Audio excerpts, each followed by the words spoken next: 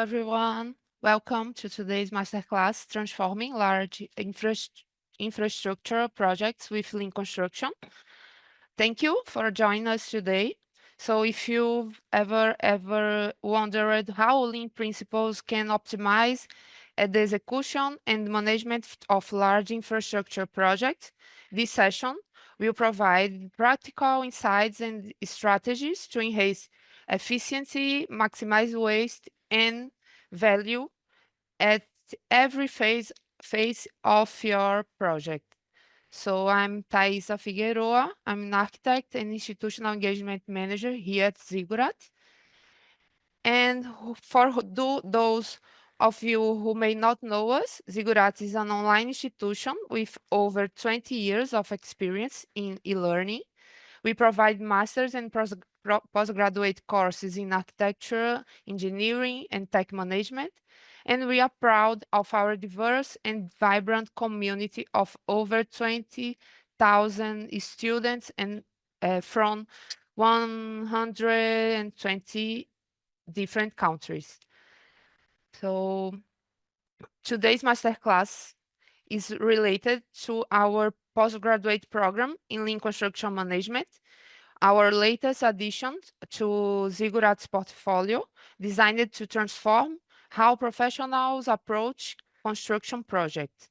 So this program is structured into 5 comprehensive modules, each designed to build expertise progressively. It begins with the Lean Foundation, covering core principles like Lean Construction, Lean Startup, and integrated project delivery. The next module, the Lean Design and Optimization, focuses on tools such as design thinking and value stream mapping. The module 3 is advanced project planning, delves into methodologies like location-based management, the less planned system, and agile approach like Scrum and Kanban. The fourth module, the visual management, Power BI and AI, introduce advanced tools such as Power BI and generative AI for agile project management. And the final module, Lean Enterprise, addresses agile transformation through OKRs, culminating in a collaborative final course project where participants apply their knowledge to real-world lean construction challenges.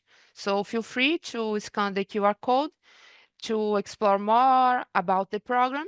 And if you are interested, please fill out the form and our team will get in touch with you. So now I'm pleased to introduce our speaker for today, Bruno Mota. Bruno Mota is Associate Director at Assystem, Lean Director at SIPPRO, Director of the International Master in Project Management in Construction, and professor of other masters here at Ziggurat.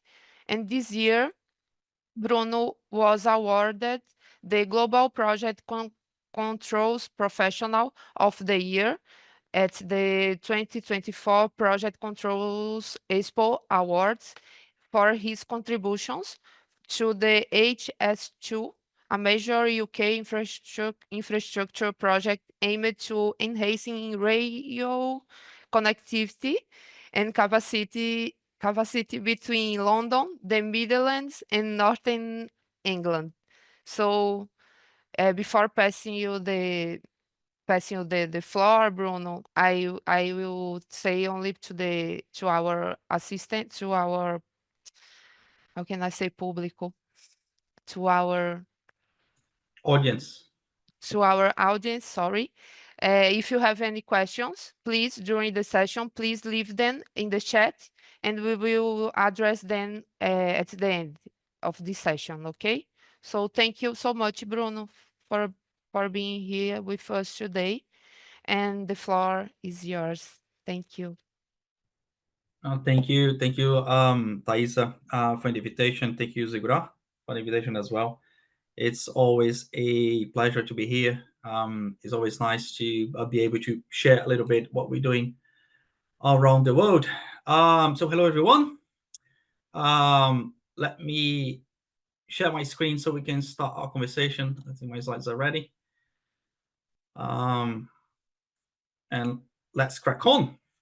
Now, what we're going to talk today is about how we are transforming large infrastructure projects with lean construction, right? When I say large infrastructure projects, in this case, at least the case study that I'm going to bring to you guys is a rail project, right?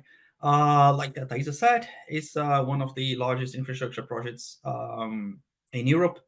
And I'm going to give you some details what we did regarding lean and agile and some other management techniques that we've done on the project itself.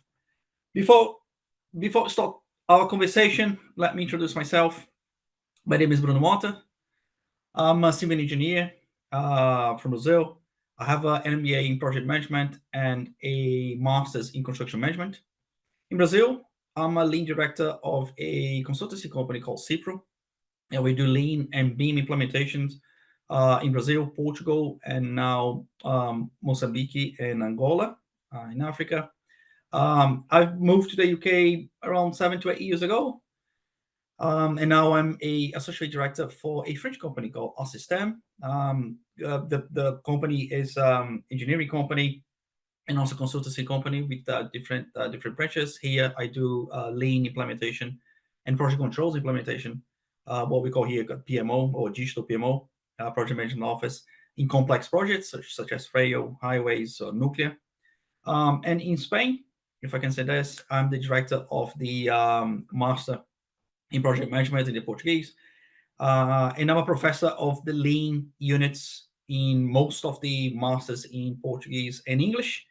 And I support on the creation of the Lean Construction Management Postgraduate Programme with Thaisa and the others on Zigura. So we share a lot of conversations and knowledge to get a nice program for you all. The combination of that, the combination of applying lean and agile on the rail project and on the projects in Brazil, and with all the teaching behind Zigura, it gave me the nomination and then the award of the global professional project controls professional of the year this year, which I'm very proud of. It's a huge milestone in my career. So I'm gonna milk it all I can. So I have 1 year of bragging rights, and I'm gonna take it. But let's start our conversation, right? So before we actually go into the project, and so I can show you what I have done, I brought a few points that I like to raise so you understand where I'm coming from, right? One of the main questions that I've been asking myself and others that came before me is what we can do to add value to infrastructure projects, right?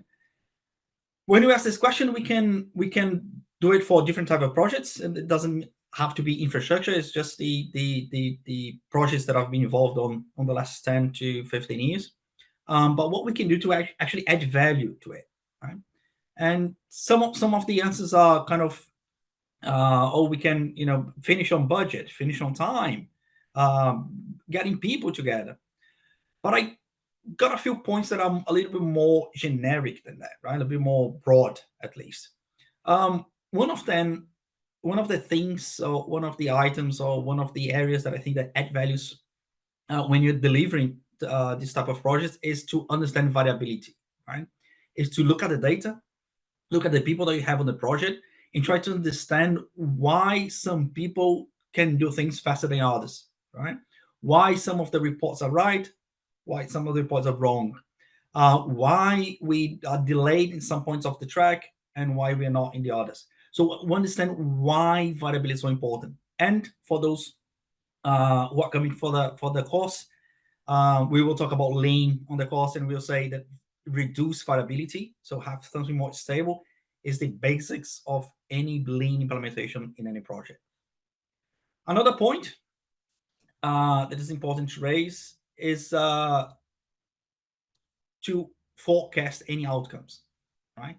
how can I, looking at the data and looking at what's going on, or even looking for what happened in similar projects in the past, how can I forecast what's coming on my project, right? How can I look at this at my schedule and say I have to give some more time to certain tasks, or in this certain period, because in the past the these tasks is always late, or it rains a lot, or if it's something related to environmental, if it's related to the animal behavior, or trees behavior. So that we need to understand how to collect this data, how to understand the data, so that become information, so we can actually have kind of a data driven um, decision on the project, so we can have a better forecast. And one last point that I would like to raise is that we need to communicate in a more effective way, right? It's not talking to more people; it's actually communicating, right? If you look into on the PM block, if A talks to B and B doesn't understand, it's A's fault, because A needs to talk a little bit better. It needs to explain a little bit better. So how can we, in our projects, bring people together in a way that everyone understands what we're doing, so everyone understands why we are doing things, and that everyone understands the metrics that we're using and how they're going to change behavior moving forward.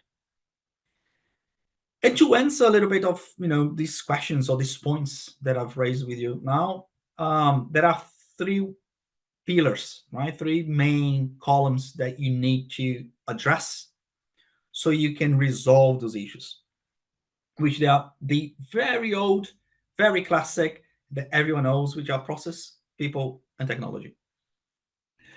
When I'm talking about process, at least for this method of this presentation, I'm talking about lean and agile, right? So it's looking for on the project, map the process that we have on the project, and try to remove waste. When I say waste, is a production waste, not waste in the sense that we are, putting a paper away or putting the beans out or the trash out. Removing waste is about removing that we're moving a lot on the sites, that we are transporting things a lot, that we have a lot of data that we don't use, that our projects are being delayed, that we're waiting for information, waiting for material. There's a lot of production waste on our project. This is a very lean and agile concept. And if we remove those wastes, if we take them away, we're going to have a more streamlined process. So we're going to do things faster, and we're going to do things cheaper. Besides the processes, we have to look at people, right? One of the basics of the lean and agile methodologies is respect for people, right? So we need to understand how to bring these people together, respect them, and bring the best out of them. So I'm raising here the question about the soft skills, how we understand the different personalities, different ages, different backgrounds in our projects, so we can take the best out of the people, so we can have actually a better project. And what you can see on the screen now is what a lot of surveys that we've been reading is that when we ask on surveys, what would you want to do on your project to have a better project? Of course, it will always come up with better strategies, more collaboration, different techniques.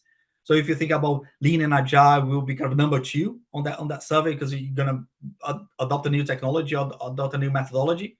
But people is now coming as a number 1. It's no more technology or tools, right? Or Power BI dashboards, because it is important, and you're gonna learn the course, and then you have to put technology on your project. But people now is coming as a number 1 item to understand and to improve. And on the technology pillar, we have our industry 4.0, or whatever you want to call it. At this point, I want to understand that there's a difference between data and different of information. We are collecting more and more and more data, right? There are many, many phrases of important people. That one from Sir John Ahmed, which he controls on his speech at the data analytics facility here in the UK, that said that now data has importance in the UK. Infrastructure has contributors too. We have loads of data. We collect about progress on sites, about designs, about people, about productivity. So we have a lot of data that are not structured enough to become information. So we have big database that we need to find a way to understand that data, change that into information, so we can actually have a better decision on top of all the data that we're gathering. If you're just gathering data just because we can, from a lean point of view, it's a waste. It's just an inventory of a lot of bytes that we're never going to use. Now that we set our scene, let's start off. Let's see what's going on, right? To see what's going on, I brought you a case study to present today.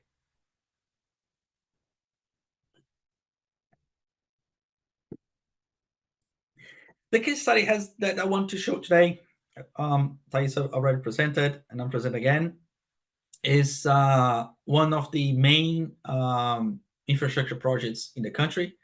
This is the original idea behind the project. Go from London up to Scotland. At this moment, what we're working on has been approved and we are on site is the dark blue bit in the bottom. So we go from London up to the Midlands, which is Birmingham, where I'm from today. And I'll be working on the middle sector of that blue line. Right? So if you think that dark blue line is really, really, really big, I'm working. It was divided in three the same size areas, and I'm working on the middle one. That middle one, I took a lot of numbers out of it, but I just brought some big silly numbers for you guys to understand. If once we excavate everything, do all the earthworks, and remove all the earthworks away, so we can pass the tracks because they're below track level, below highways level. With all the earthworks that we're gonna move, we're gonna be able to fill up to 9,000 Olympic pools, right? With all the earthworks. With the hole that we're gonna leave, so we can put the tracks and the tunnels and everything else, we can fill the hole with more than 1,200 billion marshmallows. How are we going to use this information? For nothing. Nothing. Someone did it. It's not on the project anymore. It's just so you can understand the scale. All right. But when I got to the project, years and years ago, the main issues that we had there were the same that we had in any type of projects. Right? It can be a large one. It can be a small one. But 99% of the projects that I've been on, the main issue is the first of all is communication. All right. In this case, when I got there, the reports that we are producing, they were always a little bit late, or we were struggling, and always running over time to actually deliver on time. And the information on those reports, they were not very well aligned. And that usually happens on the projects because the communication within the projects is what we call over the wall. Is the planner, well, is someone who is doing designs.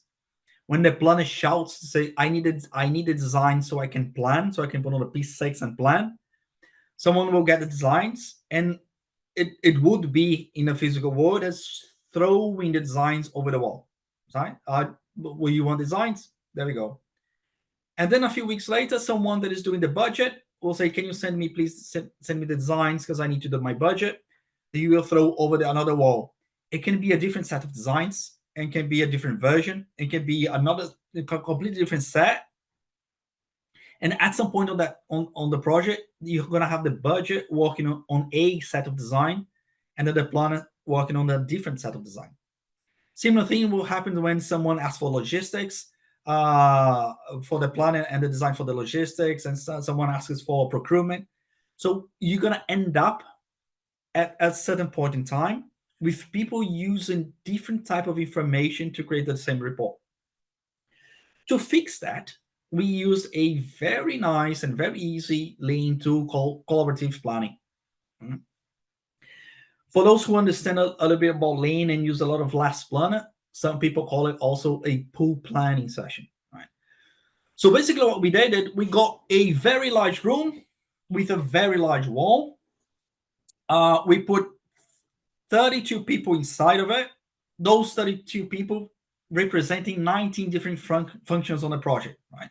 So we had people from design, planning, budget, procurement, logistics, health and safety, the client, whatever you think. So 19 different functions. We had that. So we could map out the main interdependencies between those functions. Once we map that, we can actually improve the sequence of the activities to find the best way on how to do those things, and then we can optimize the plan. Now you might think that why you just don't get all the P6s and put all of them together in one P6 and rearrange everything, right? We tried, and we broke Primavera P6 because it was so big, so many lines, so many interdependencies that we just broke everything, right? It stopped working. So what we've done is we put a big piece of paper on the wall, as you can see on the screen. So each column would be a week of the planning. So you can probably see on the screen around three months. Every row is a different function. So you can see the names of some of them: logistics there, construction, design, everything else. And I would call one by one. They would bring post-its, and they would write on the post-its the main activities to produce the next report. All the yellow post-its you see on the top are the main deliverables, right? When you have big meetings with the government or when you have big deliverables, report deliverables.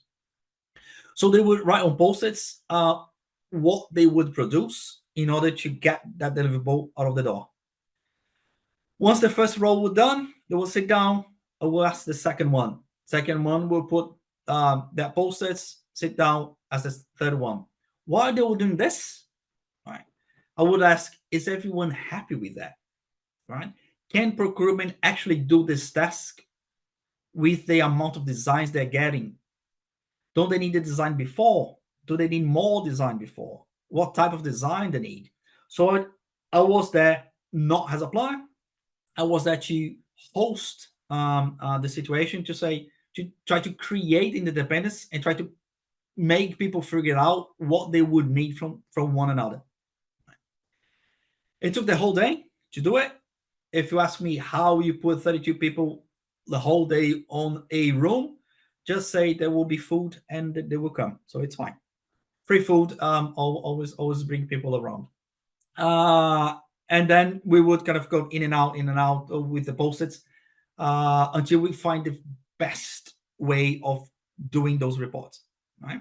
And you can see on the photos that people actually, they start a little bit shy, but if you check the bottom right picture, they actually, from the middle of the session onwards, everyone was standing up, trying to find the best solution, try to find, we need the designs of a bridge. Do you need the whole thing, or you need just the columns? You need just the foundations? What do you need so you can actually get the report out of the door? So they were actually collaborating a lot because now they could understand why they were doing this and how they could benefit everyone else. So they would understand that they wouldn't have to do everything by themselves. They could do a little bit of their work and share with the others, and everyone else would be happy. From the result of this session, we were able to continue doing our last planner row. So we start collecting percentage of plans completed every week. If those plans were not completed, why they were not being completed, if it was the client changing information, if we were having an issue with technology, if it was a resource capacity, so we could remove those issues so we can keep track of our tasks. So there is a kind of a lean last planner background to it, on top of a very people-orientated collaborative session that we've done with the post-its. Once everything was settled and we are having our reports and all the documents out of the door on time and with the quality of information that we had to, we start talking about people. right? Because the main thing that we work on projects is not the project itself, it's people, right? Like every other company.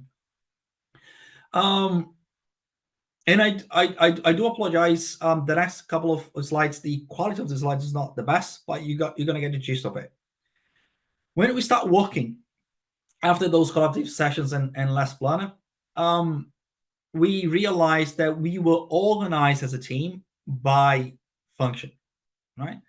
So this was a pre-COVID word. So we everyone would physically go to the office, huge office, 200 to 300 people in the office. And if you would go in, you would see a lot of, 1 or 2 rows of desks for the planners.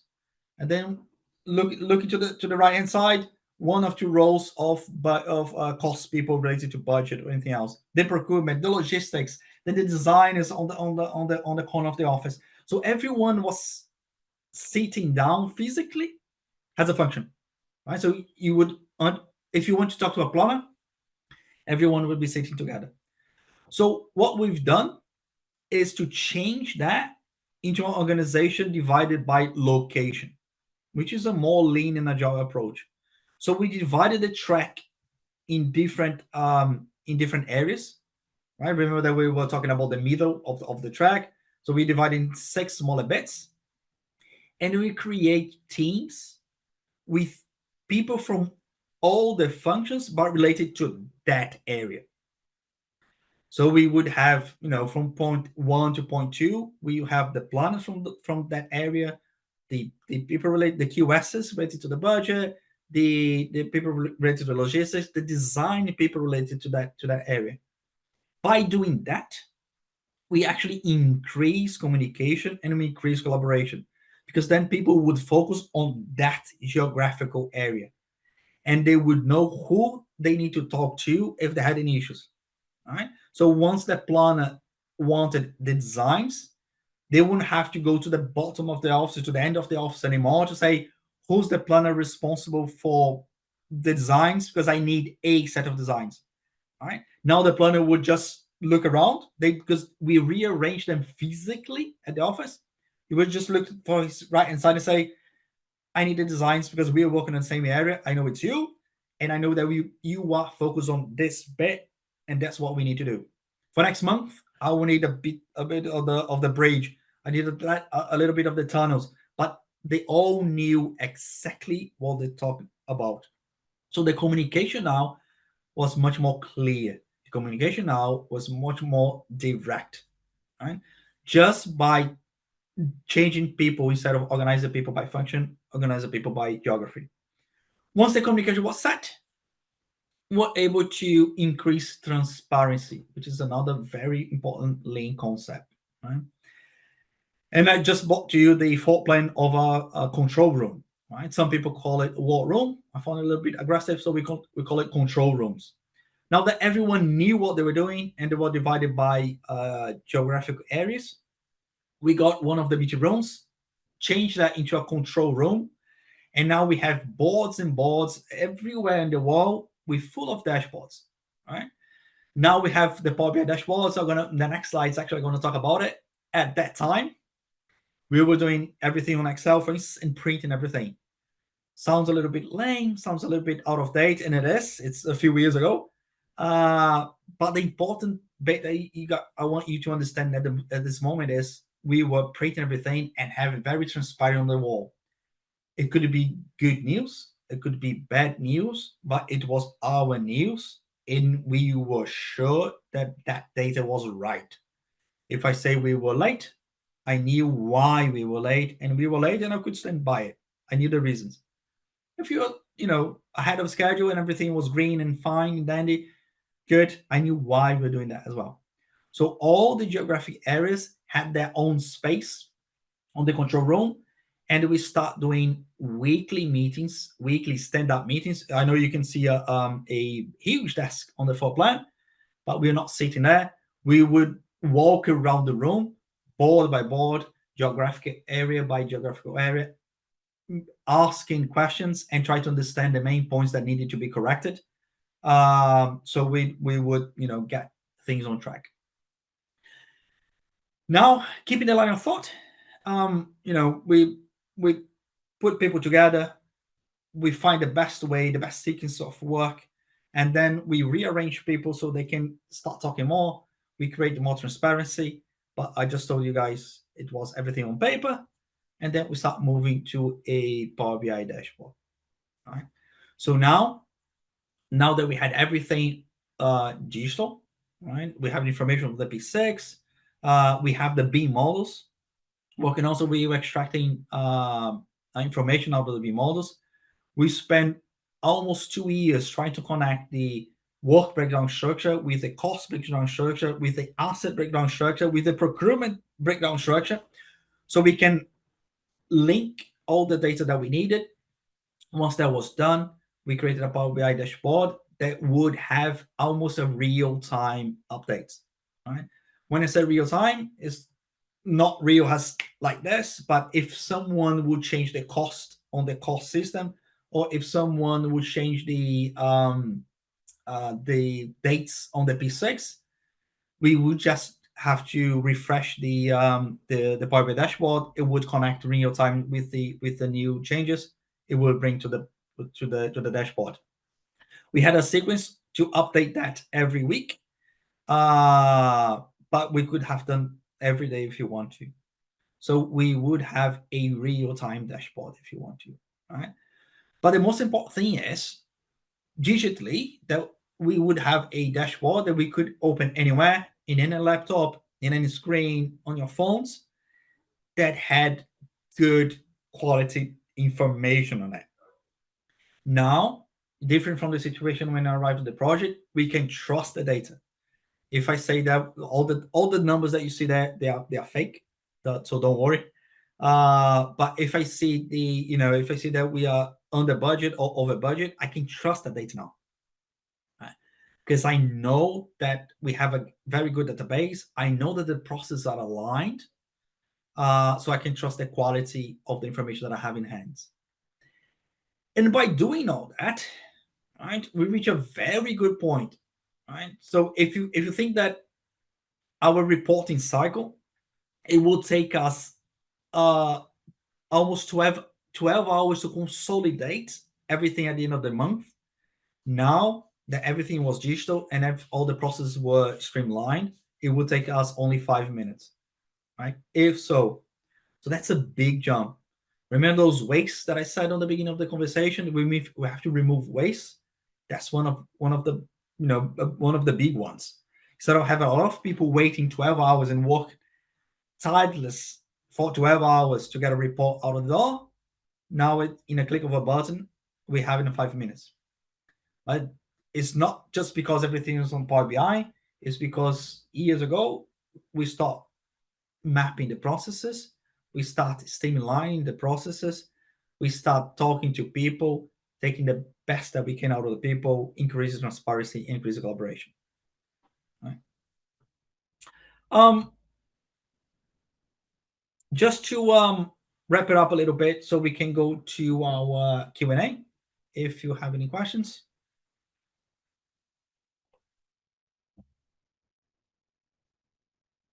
Please keep in mind that everything that I'm saying this, there are loads and loads of more slides because we're compressed up on time. I have to remove a few.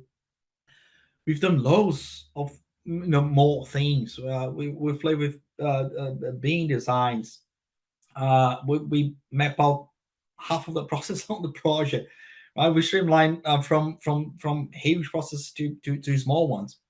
But keep in mind that everything that I said to you today and everything that I haven't said to you today, it's a continuity, is an improvement of different points of view, of different methodologies. Since the Taylorism from 1911, you have the gunshot creation in 1915. You have the line of balance that I love from the bottom of my heart on the 40s. You have the Toyota production system, right? That there was the creation of the lean production and lean construction in the 40s, 50s, after the Second World War. The critical path method is people like it a lot at the late 50s, beginning of the 60s. Everything is kind of a improvement and a continuation of those improvements, right? And if you can keep looking on the timeline, the lean production from the Toyota production system on the 40s and 50s became lean construction in 1992. Became lean startup in 2009.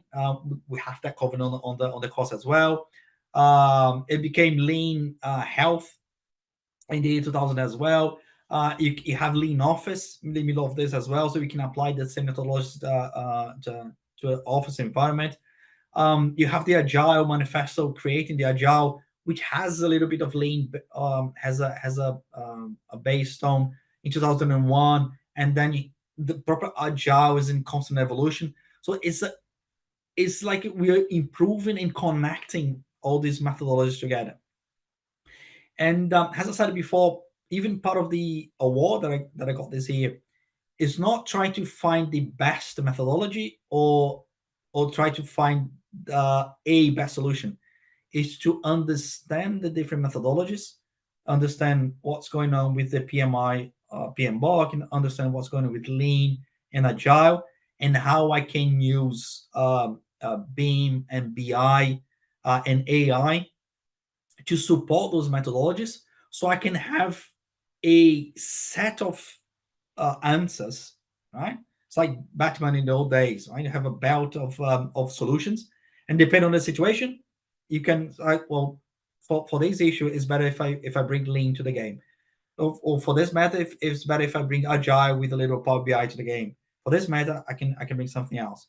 So the important thing is to understand how those methodologies works in isolation and how they work together, so we can improve the projects. By doing this, you will find a lot of benefits. Right?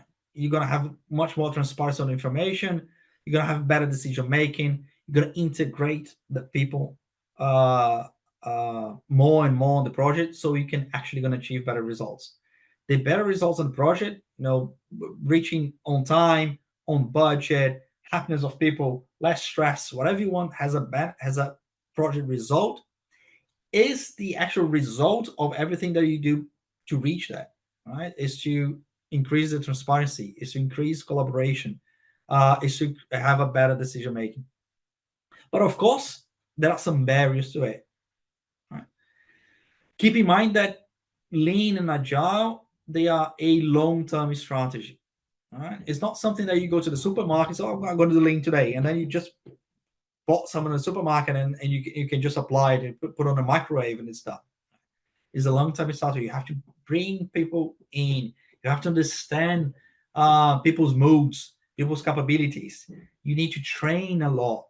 And of course, everyone wants to change, but everyone will resist to it. It's human. It's natural human behavior. All right. So bit by bit, you need to understand why people are not committed to that change, why people are resisting so much, and try to turn around and convince them, telling why you're doing those changes. Right? I'm from a generation back in Brazil that I heard of a lot of we need to know how. Right? So there was actually the English expression in Brazil say, "Oh, this person," I can say, Thaisa knows how to do this very well, right? Because she knew how to do it very well. When we start learning about Lean, there is a phrase on one of the books that came from the Toyota people that says, "As important as know how is know why." Right? So I know how to create change because I know all the Lean methodologies, but it's important for the other people to understand why they're changing. Is it because they're going to be less stress? Is it because we need more collaboration, otherwise the project won't finish? Is because some people want to increase their career and learn something different? Is because they want to actually not spend 12 hours doing a report? They want to actually do it in 5 minutes and go home and be with their family. So know how is important, but know why is also important. So when you go to a project, that you think you are a little bit over budget, you're facing a lot of delays. Everyone is working in silos, throwing things over the wall. They're not talking to each other properly. You have a lot of production waste and manual reports, and you have lots of data that you don't know what to do with it. The solution, all right, if you want to change that to a better budget control, you are in control of your deadlines, you want to increase productivity, but you also want to enhance collaboration within your with your teams. You want to have that real-time information with a more transparent, everything on the walls, everything on the screens. The solution to it is to actually attack in a very good way processes, map out the process, bring out the lean and agile methodologies, and streamline those processes and remove the waste. Talk to people, bring people together, understand why they need to do those changes, and ask them to collaborate. And of course, bring technology on board. We are living in a world that we have BIM, we have BI, and we have AI, and we have to use those technologies in our favor. And if we use those technologies to support the people that are actually implementing those processes, we're gonna reach all the results that we want on the projects. Just to finalize, here my the main contacts that you need to have in hand. This is my LinkedIn profile. That QR code on the left will take there, but that's my my profile. So by all means, connect there so we can change some ideas. This is Assystem, the company that I work for here in the UK. SIPPRO is my company back in Brazil, Portugal, and Africa now. And on the right hand side, of course, we have Zigura. By all means, thanks Zigura for the invitation again. The main profiles, and that QR code on the bottom right will take you straight to the landing page of the Lean Construction Management Postgraduate Programme. Brand new, beautiful program that you can learn a little bit about Agile, Lean, AI, and BI, so you can reach better results on your project like we're doing in ours. That's it for me. Thanks again for the invitation, Thaisa, and I'm open for any questions that you have. So let's move on to the Q&A, Bruno. Thank you so much. You really make everything seems easier. You know that. It should be. It should be, as it should be. Thank you. Let me share my screen Okay, stop mine. just to put again the QR code here. So I saw one question here. Let me see where I saw this one. I'm not seeing anymore the question. I almost see. There is one. I can see Here. one. Yes. I have a background in sustainability and circular economy in construction. How can lean construction help in that regard? Or do I need to have background or experience in construction management to implement lean? No, so very good question. So it doesn't, in a very good way, it doesn't matter your background if you want to implement lean, right? So if I can explain this using the postgraduate program as an example, the units that you have on the program are going from the basic up to advanced. So actually, you're gonna understand how lean came about, the basics of the methodology, so you can start implementing. And talking specifically about your sustainability and circular economy background, that's really good, and I think it's really helpful, right? So you don't need a construction management or engineering background to implement lean. And in fact, I think the sustainability one is really good because lean is very connected to the what we call green, right? To the sustainability, because by removing waste and streamline the processes, we can make things faster, cheaper, and also greener, right? So that is a very nice synergy between lean and everything related to green or sustainability and environmental concepts. One can kind of, they walk hand in hand all the time. So I think your background stability is great. It doesn't matter if you don't need a construction management background.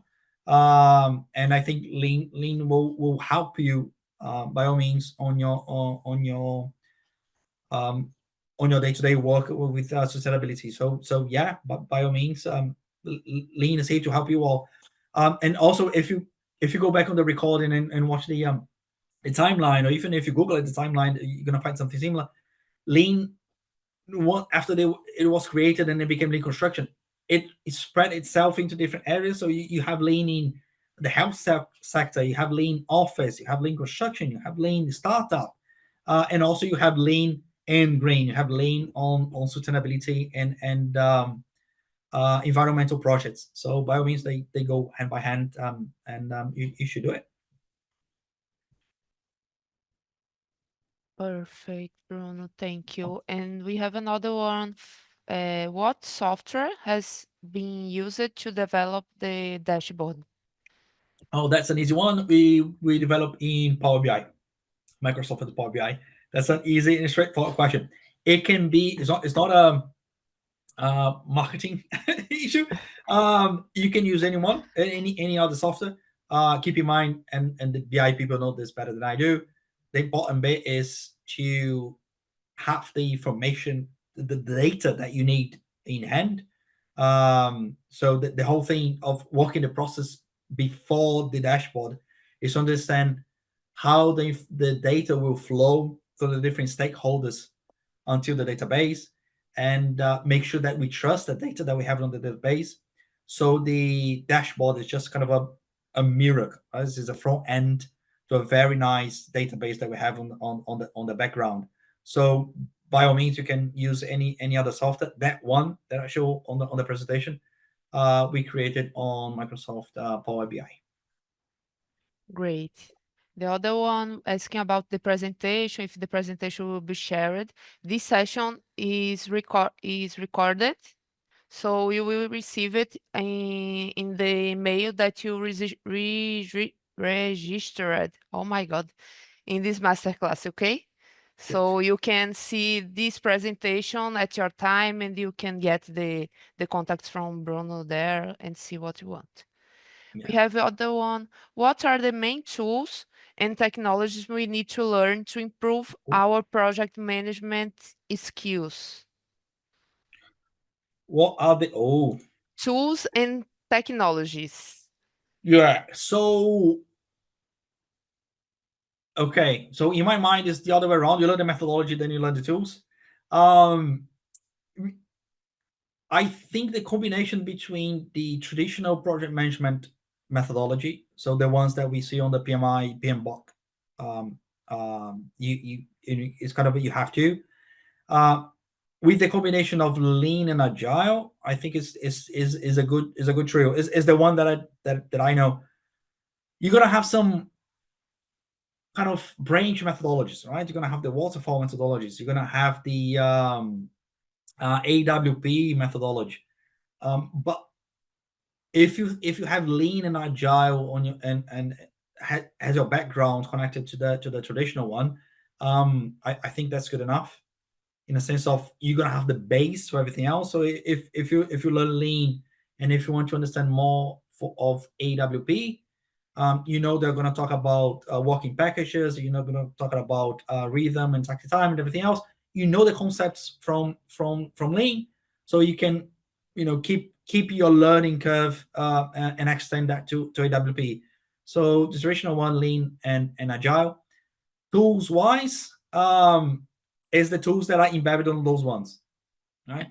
If you want to run things a little bit more traditional way, you have those risk assessments and the way of planning from the traditional ones. If you go to lean, you have the line of balance for if you're going to work into a location-based management. You have Kanban, you have Scrum, so there are different tools.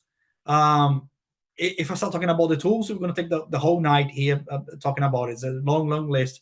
So I would start with the methodologies, then you're going to learn the tools within those methodologies and go from there. Perfect. Let's see the other one. Do you have any background in Bean methodologies? Because I'm interested in both Lean and Bean, and sometimes it seems like in these days you have to be an expert in both. You can, mean, you can be, right? So I know about Beam. I understand the names, I understand the concepts.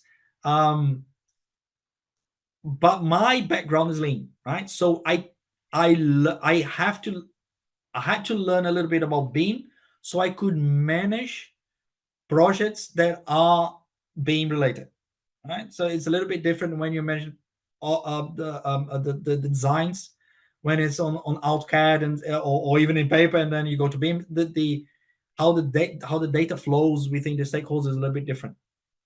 And Lean and Beam has a lot of concepts together as well. They're both going to try to increase transparency. They're both going to try to bring people early into the process and increase collaboration and everything else. So I learned a little bit of Beam. I cannot model, for instance. I cannot open Revit and model anything else, but I know the concept behind it. I know that data goes into the objects. I know how to extract that. I know how to deal with that information, how that I can put in and put out. So you can be expert on both. And if you want to, by all means, you can, for instance, if you're talking about, I'm here on Zigura, you can, for instance, do the Lean Construction Management Postgraduate Program for Lean and Agile, and go for the Global Master in Beam Management to understand about Beam. Then you can actually do both programs and be expert on both, right?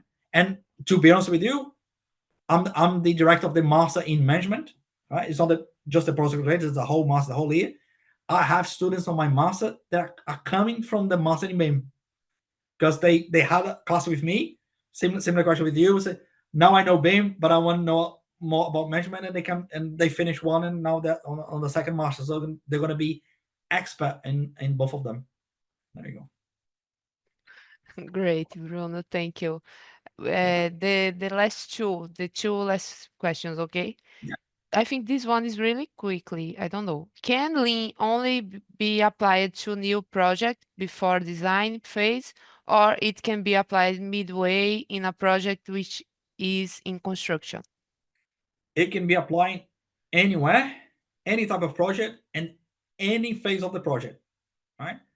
Of course, what we say is as soon as you start, better results you might achieve, right? Because you're going to have more time.